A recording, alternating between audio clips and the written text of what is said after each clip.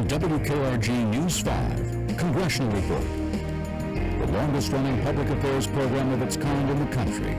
From the nation's capital in Washington, D.C., Congressional Report. Your host, U.S. Congressman Joe Bonner. Good morning. I'm Jack Edwards. I'm Trent Lott. And I'm Sonny Callahan. And I'm Earl Hutto. And I'm Congressman Joe Bonner. Welcome to a special edition of this week's Congressional Report. Joining us today is a reunion of 32 years, the history of this program, and it's a real pleasure to have you join us and to welcome back to this set the men who helped make the Congressional Report what it is today, the longest-running public service program of its kind in the nation. Let's first of all welcome back to the program the founders of the show, Jack Edwards and Trent Lott. It's good to have you all on the program. I confess it was Jack's idea, so let's let him explain how this happened. How did it start? Well, it started really with WKRG coming and asking if I'd be willing to do it. And my conclusion was that it would not work if it didn't include their whole area, and that was Gulf Coast of Florida and Gulf Coast of Mississippi. And so Trent Lott and Bob Sykes came on the program, and that's how we started. I don't think any of us thought we'd still be here 32 years later talking about this program. Well, and I remember Bob Sykes was somewhat hesitant about doing this, wasn't he, Jack, at the beginning? In the beginning, Bob Sykes was hesitant. You tell him what happened. I can't believe that. Well, Earl, it's true, but once he got on there, I was on the show 10 years before I was able to get in a word or two, a phrase, because sitting between Bob Sykes and Jack Edwards, I mean, they just take off. But I finally learned, if Bob ever took a breath, you had to jump in right away. But, you know, over the years, Sonny Callahan tried to turn this into the Sonny Callahan show, but I want you to know, Sonny, it's the Congressional Report, and it never was the Callahan show. Well, I'm just telling you what people thought back in the district of Mississippi. When I would go to Mississippi, they'd say, I saw you on the Sonny Callahan show. No one ever said the Trent Lott show, or the Jack Edwards show, or the Earl Hutto show. They always call it the Sonny Callahan show. And they still do around your family Thanksgiving. Yeah, that's right, but that's well, the only especially, place. you know, we have the films of all the ones that I did, and we show them at our family reunions. Congressman Hutto, you're the only one of this motley crew that actually had broadcasting experience. What was it like hosting Joe, it didn't help me much with that game. What was it like, though, in those early days? Sonny was joking before we started that this was back when we had black and white TV. But It was a great pleasure indeed to work with those fellows. And being a freshman like I was, to be on the show with Jack and Trent, it was really outstanding. And by the way, before I forget it, Trent, you did an outstanding job on the inauguration. I want to be sure to get that. Yeah, good. Thank you. Thank you very much, Earl. We had a seat for you right up on the platform. Sorry you couldn't be here. Well, I tell you one thing, you folks know how to mess up a golf game, don't you? You know, on that point, though, Joe, it was really a great learning experience for me to be on that show. I've never had an experience quite like that since. We talked about the issues of the day. Each one of us would talk about something we were working on or something relevant to our states. I learned a lot, and it was a great experience. I mean, after you have had that experience with Jack Edwards and Bob Sykes, Meet the Press, and, you know, Face the Nation, piece of cake. But I do think it was unique because we talked about the issues of the day, and it was a prime time on WKRG Channel 5 Mobile and into our states, and over the years I've gotten a lot of reaction to it, all positive. People really enjoyed it. well, if Earl Hutto had the most experience coming into it, you've certainly been the one to take this experience and go on these national programs in your role as the Majority Leader of the Senate, now Chairman of the Rules Committee. Did you learn something back then that helped prepare you for those national audiences? Absolutely, I did. How you get a word in edgewise, first of all, and you know, because we did have Republicans and Democrats. You learn on these shows you can't be too partisan. You got to, you know, find a way to think together, work together, and that was helpful. But you learn a lot of respect for your elders too. I'm getting elderlier and elderlier. I got to just say one thing, if I may. Sonny mentioned having the videos of the programs. When we first started this program, we had nothing but film reels, and they were about so big, and we would do the taping, and then Clay Swansea and my staff would rush them out to Eastern Airlines and give them to the pilot, and that was the old days. Yep. And they would take them through Atlanta and down to Mobile, and WKRG would rush out and get the film at the airport and use it on the program, and then they immediately erased it because they had to save that film and bring it back up here for the next taping. You know, now with video, it's just so different, but I take my hat off to Clay and all he had to do to make this thing go from here to the airways. You remember when we did them? 10:30 every Thursday morning. Oh, yeah. Week after week after week. Yeah, One of the that's things we did, Earl, remember this, that we would sometime, one of us would have it alone and bring on a guest or guests. One of the last guests I had was Sam Donaldson, by the way. You remember when we did those two, don't you, Earl? I don't remember Sam Donaldson. I remember him, but I don't remember him being on the program. Only with Trent. Yeah, he was my guest. I was able to ask him some tough Well, you didn't have to say much that day either, did you, Trent? So what was it like, Sonny Callahan, following in the legacy of Jack Edwards and then inheriting this show and having to... Of course, I was in awe. Number one, television always frightened me, and but I learned to live with it and learned to how to do it. But you know, Trent was a leader in the House at the time. He was a minority whip at the time, and it was quite prestigious for me to be able to sit here on Sunday morning trying to impress the people of the 1st Congressional District with Earl and Trent about my ability to mingle with all these powerful people. And but it was a learning experience. I learned, you know, I would learn as much on that taping of that show as I could learn all week long over on the floor. That's the nicest you've ever been about that I mean, show. and then Trent was sort of devious too, because sometimes he would bring up things that weren't actually going on, trying to trap me into falling into some issue that I do nothing about. And I learned to live with that. He would say, "Do you hear about the problem in Afghanistan?" There'd be no problem. And I'd say, "Well, that's a problem, but not nearly as difficult as the problem in Iraq." No, what you actually did, you would talk at great length on that subject. Well, I had You know, we didn't have too much debate there because you had a boll-weevil Democrat and two Republicans. So, but we did have some very interesting topics, and I think that generally speaking, all of the comments we had were good on the program. Well, you bring up a good point, though, because today Washington is so bitter in partisanship. It seems to have spilled out onto the floor of the House and to the Senate as well.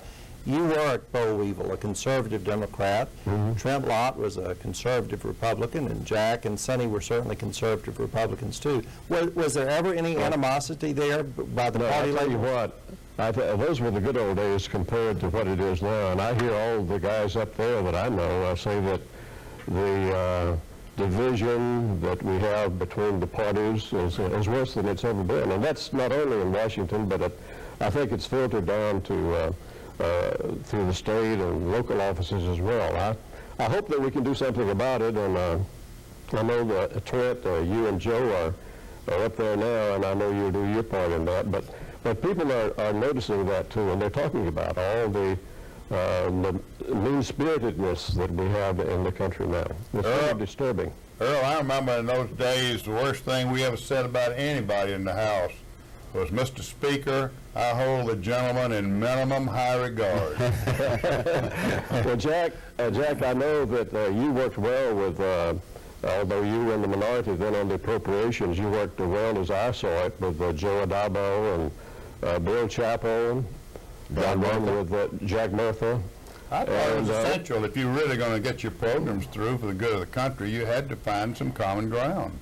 And you know, it was the Democrats really on the Armed Services Committee that helped President Reagan build up our military. You remember Bill Nichols of Alabama and Dan Daniel of Virginia and Sonny Montgomery, Mississippi, and people like that were very strong for defense. And even on the Armed Services Committee, which back then was for all practical purposes, I think, nonpartisan.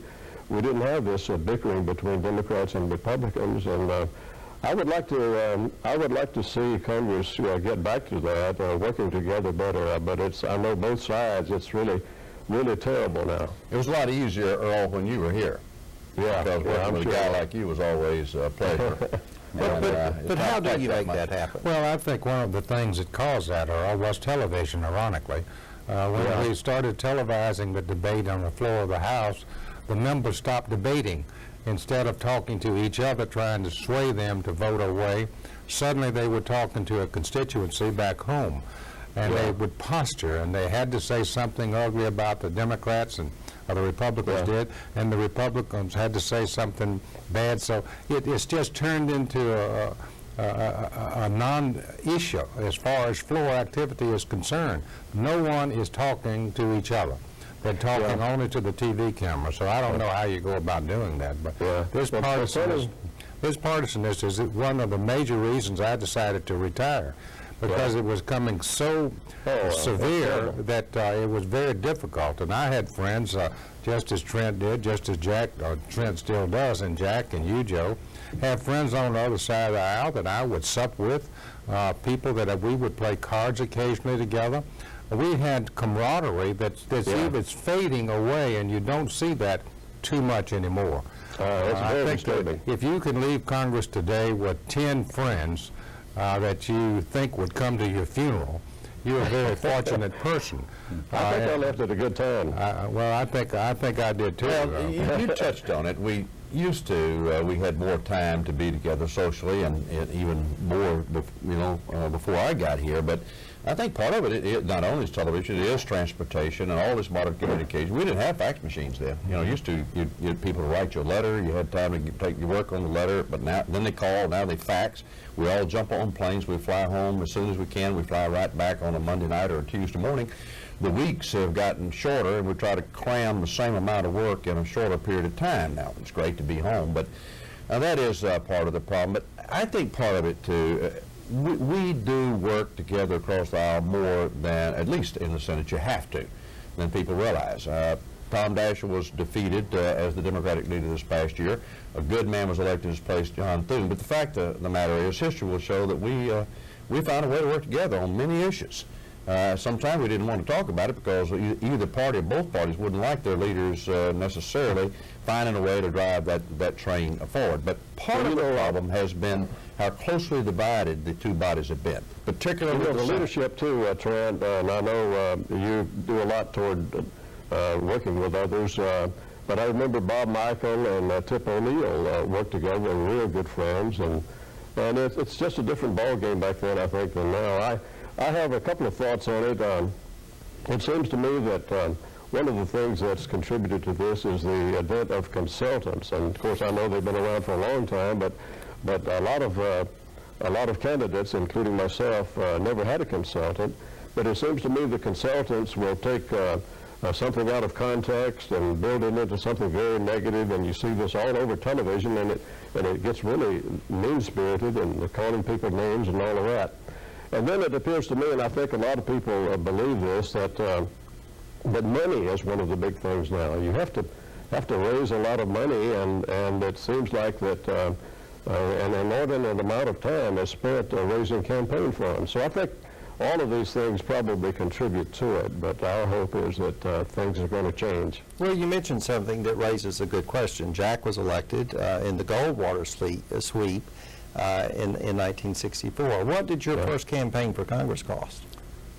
Most I ever spent in 10 elections was $150,000. I suspect a lot less than that in my first race. I mean, that's unheard of today, but that was the most in 10 elections I ever had to spend. I was thinking about another transition that's occurred, Earl, that just look at our own district. I spent 20 years here, always in the minority. Sonny spent 18 years here, about half and half, was half in the minority and then became the majority. And Joe has come here, of course, in the majority. I personally hope he always will be. But we've had that kind of transition, and I think for that period of 40 years in the House when we were in the minority, and then we started gaining some control in the House and finally the control in the House, that caused an awful lot of turmoil between those who had always been in power and the new guys, our guys, who were coming in and didn't quite know maybe how to be in power. And so I think that has a lot to do with the lack of civility. Yeah, I think that's exactly right, Jack, absolutely. My first campaign, 1972, I remember, $119,000, including a contested primary and the general election. So Now, wait a minute, I've got you both beat. Mine was 70-something thousand, and mine I had a... Yeah, but you had all that free airtime before you ran off. And in general, I had 3 elections for under $75,000. I can't let this be too much of a negative note about how tough it has gotten to be to get things done. I also think you've got to always find a way to get some accomplishments. We have an opportunity this year to do some important things. We need more transportation legislation. We need a national energy policy. So a lot of things we've talked about in the past. We need to do a better job in dealing with the budget. It's tough. We need to make sure that our defense has what they need and so forth. As difficult as it is, I think it's incumbent on those of us that are still here, Joe, to find a way to do the right thing for the next generation. And if we spend all of our time arguing back and forth on a partisan basis, that's not what we're sitting here to do. Well, that begs the question, too. At the end of the day, can we put aside our differences for the good? And you mentioned just several issues. We have grown so dependent on foreign countries. We know it's the wrong thing to do. Democrats and Republicans agree we shouldn't be dependent on the Middle East for every drop of gas and oil we get. Yeah. But at the end of the day, can we put those differences aside? And that's the challenge. Well, we came very close last year, but dropped the ball in the Senate. We fell 3 votes short over a really minor part of the bill. But I think we need to get it done, because I really am worried about the long-term effects of not having our own energy supply, not having enough for conservation in America, not looking at alternative sources. I think we need the whole package. Well, Sonny and Earl and I are pulling for you. Yeah, yes. What, you don't like the price of gasoline? Is that what you're saying? No, I just think y'all have got to make it work. I agree that it's not easy, but you've got to find some way to make it work and to make progress. Yeah. Well, now I want to ask a question. You're the only alum of Congressional Report that went from the House to the Senate. I know Sonny had opportunities when Senator Heflin retired. You had a lot of people come lobby you to run statewide. Any regrets you didn't do it? Absolutely none. I enjoyed every second of my 18 years here in Congress. It was a tremendous experience. But I haven't missed it at all, Joe. I've missed some of my friends like Trent and others that you grew close to over the years. I missed being in part of a debate on some of the key issues. I missed the power that came with the chairmanship of an appropriations subcommittee. But I didn't miss it long, about 2 or 3 hours. And then I'm transcended back into the civilian life, and I love what I'm doing now. But I loved every second of my experience here, and I'm sure Jack did. How many years have you been in retirement? 20 years. From the Congress? 20 years since? 18 since Sonny was here, and Joe's been up here a couple of years, going on 3. So I've been retired over 20 years, and I feel I still remember you, Jack. In fact, I'm keeping up with your church attendance. Good. A mutual friend was your interim pastor, I think, and he kept me informed. Oh, that's true. He was in church. Great guy. I agree with Sonny, though, that there's a life after, and there does come a time for some of us earlier than others, perhaps, but we can go back home and do a lot of good and continue on in the things that are important. Well, I'm glad to hear that, but I spent 16 years in the House. I've been in the Senate 16 years, 32 years in the Congress. You ask about going from the House to the Senate. It is a huge adjustment. That first couple of years sitting on the back bench in the Senate, not quite ready for prime time, wondering, what in the world have I done? Rules are not the same. In fact, you soon figure out in the Senate there are no real rules. Well, it's just a jump ball every day. But one of the things that got me in trouble quite often, just one final point, Earl, Bob Byrd and a lot of the old bull senators always thought I really wanted to make the Senate into a mini House. I still actually have more affection for the way the House operates than the Senate. I remember that on the program many times we were all bad-mouthing the Senate for their rules and getting things done. And so we were expecting Trent to clear that up. Has he let us down? He actually said something this week, very positive, that if you really, I don't want to take your words out of it, but you were complimenting the House in terms of maybe we should start the ball rolling on the debate on Social Security. I think when it comes to putting a package together and producing a result, the House is better because you do have some rules. You have a rules committee. In the Senate, we can do great work on like Social Security in the Finance Committee, but when we get to the floor of the Senate, it's wide open. You have no idea what's going to come up, whether it's even related to Social Security, how long it's going to take to finish it, or that it'll be filibustered. So I do think, in terms of sort of leading the way, and also I think the House has a little bit of antenna politically. And that's the way our forefathers intended it. We have to run every 2 years. Every 2 years. When you're in this, 6-year term, sometimes you're not quite as close to what's going on out there in the real world. I don't want to get down on the Senate too much. That's what our forefathers had in mind, actually. Well, and you'll never be accused of that in Mississippi, but there are some senators that seem to only come back home every few months before every 6-year election. But next week I'm going to be there doing events, and I was wondering if I was a first-term congressman when I looked at my schedule for next week. We've got about 5 minutes left in today's program. Earl, let's go back to you in Mobile. Tell us what your most special memory of your distinguished time in the House was. If you could just say one thing, whether it was a bill that you sponsored or what was it that you look back on with greatest pride? Well, I guess the thing that I remember most was in my very first year, and Jack remembers this probably better than anybody else, and that's when we actually won a vote on the floor of the House to keep undergraduate helicopter pilot training on Whiting Field instead of transferring it to Fort Rucker, Alabama. Prior to that, even Bob Sykes, who had been there for so long and was so powerful, had lost that vote and had been killed in the Senate. So I guess that's one of the most memorable things I can think of. But just being on the Armed Services Committee and helping to strengthen our defense, and as we did, as I said, we worked with President Reagan on doing this, and of course the many friends that you have up there. That's the main thing that I miss. I think somebody else mentioned that. Jack? I spent most of my time on defense appropriations, and I feel very proud of that time. I would say the luckiest thing that ever happened to me, and for me great, was getting elected to the leadership in the House Republican Party, and starting with Nixon, meeting with the president every Wednesday in the White House in the cabinet room. It allowed me, on behalf of my constituents and the state and the country, to have a real input into the day-to-day activity that was broader than just the House, and I have always appreciated that.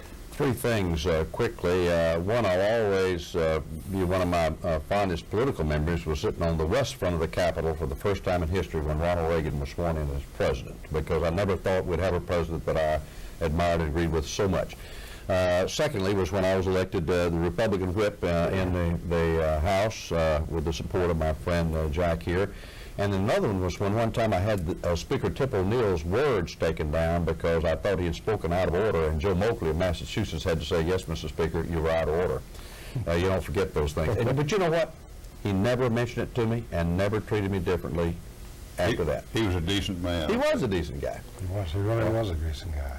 You know, Joe, I certainly serving with President Reagan and President Bush I, President Bush II, even President Clinton was a great honor and a memorable to me. But you know, I guess my greatest moment in Congress was the morning Bob Livingston called me in Mobile and said, "Sonny, how would you like to be a cardinal?" I remember chairman of an appropriations subcommittee, and I thought, gee whiz, I've been on appropriation 2 years, and now here was the chairman of the committee offering me the chairmanship of what I thought was a very important committee. And I guess the passage of that first bill, the first appropriation bill, was a great day for me. Number one, it was the first time I ever voted for an appropriation to foreign countries, but that was certainly a milestone. Well, you all four have made such genuine contributions to the betterment of our country, as well as to the districts that you've served and the states that you've served. And so I know on behalf of all of our viewers, I would be remiss if I didn't say thank you. Senator Lott, thank you for continuing your great service. But Earl Hutto, thanks for making the people of Florida's 1st District proud for those many years. And we know that you're continuing. Yes, thank you. And please give your lovely wife our very best. Sure, thank you. Joe, don't forget to mention the fact that while Jack and Trent and Earl and I served on this panel here for these 32 years, 20 of these years you were the producer of this show. So every time we had a show while I was in Congress, Joe was actually the producer. And I always marveled at the fact that in the lead-ins each Sunday, the name Joe Bonner was larger than the name Sonny. You don't think that helped him get elected? I think it did. Well, I want to thank you for doing this. This is a lot of fun, Joe, seeing these two friends and seeing Earl. And I must say that I think maybe the quality of the the program has gone up. A little bit. Yeah, I think maybe Joe has improved. It's gone up progressively. Well, listen, thank y'all. And a special thanks. Someone alluded to Clay Swansea, Gene Timmons, who worked with Earl, Susan Irby, who has worked with you for years. It's been a real pleasure. Matt Rhodes, who now works with me. As we all know, none of us could do the jobs we do if we didn't have talented people working behind the scenes to make us all do a better job for the people. I'm Joe Bonner. Thanks for tuning in this week. And until next week, or whenever we can be of service, don't forget, we're just a phone call away. See you next week. Until then, take care, and God bless. From WKRG News 5, Congressional Report, the longest-running public affairs program of its kind in the country.